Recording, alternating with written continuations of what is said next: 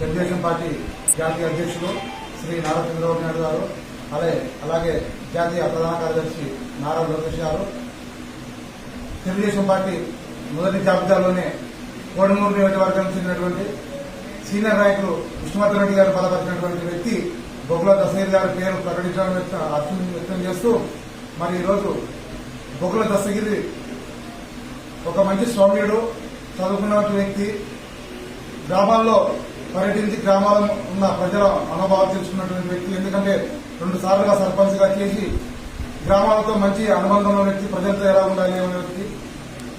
మరి అదేవిధంగా ఈరోజు ఇన్ఛార్జి హోదాలో కూడా గ్రామాలకు వెళ్తూ ఉంటే బొగ్గుల దస్తగిరి గారికి ఈరోజు ప్రజలు నీరాజనం పడుతున్నారు. ఎందుకంటే గ్రామాల్లో ఒక చదువుకున్నటువంటి వ్యక్తి మాకు న్యాయం చేస్తాడు అని చెప్పేసి వాళ్ళు గట్టి దృఢ సంకల్పంతో ఈరోజు ఆయన స్వాగతిస్తున్నారు.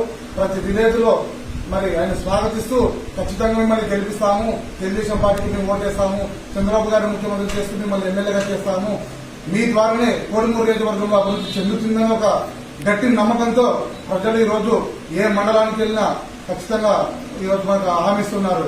మరి బొగ్గుల దస్తగిరి గారు కూడా ప్రజలకి అదే విధంగానే ఆయన సహకరిస్తూ వాళ్ళని కలుపుకోపోతూ ఇక్కడ ఉన్నటువంటి నాయకులు ప్రతి ఒక్క చిన్న పెద్ద నాయకులు అందరూ కలుపుకోబోతూ సౌమ్యుడు మరి ఈరోజు బాగా చేస్తున్నారు. అలాగే వైఎస్ఆర్సీపీ నుంచి ఎన్నడూ లేని విధంగా ఈరోజు మనం వరుసలు చూస్తున్నాం. కోడుమూరు నియోజకవర్గంలో రాష్ట్రంలో ఎక్కడ లేని విధంగా కూడా ఈరోజు కోడుమూరు నియోజకవర్గం ప్రతిరోజు విష్ణువర్ధన్ రెడ్డి గారి ఆధ్వర్యంలో, బొగ్గుల దస్తగిరి గారి ఆధ్వర్యంలో ఈరోజు పార్టీలో వలసలుగా చేరుతా ఉన్నారు. మరి ఇదొకటి చాలాదని మేము అడుగుతున్నాము. ఖచ్చితంగా కోడుమూరు నియోజకవర్గంలో విష్ణువర్ధన్ రెడ్డి గారి ఆధ్వర్యంలో మంచి మెజార్టీ సాధించి రాష్ట్రంలో మొట్టమొదటిగా కోడుమూరు నుంచే తెలుగుదేశం పార్టీ అభ్యర్థిని గెలిపించి కోడుమూరులో జెండా ఎగరవేస్తామని ఖచ్చితంగా నేను చేస్తున్నాను. మరి అలాగే అభివృద్ధి అంటే ఒక చిన్న ఉదాహరణ చెప్తాను నేను. 2014 నుంచి 2019 వరకు విష్ణువర్ధన్ రెడ్డి గారి ఇన్ఛార్జిగా ఉన్నప్పుడు మరి గ్రామాల్లో ఎంత అభివృద్ధి జరిగిందంటే మనం చూసుకోవచ్చు. ఒక బెలగల్ మండలం తీసుకుంటే కోట్లు సీసీ రోడ్లు వేసిన ఘనత ఒక విష్ణువర్ధన్ రెడ్డి గారిది. బెలగల్ విషయానికి వస్తే 11 లక్షలు పెట్టి మరి అక్కడ గ్రౌండ్ లో చేసిన వ్యక్తి విష్ణువర్ధన్ రెడ్డి గారు.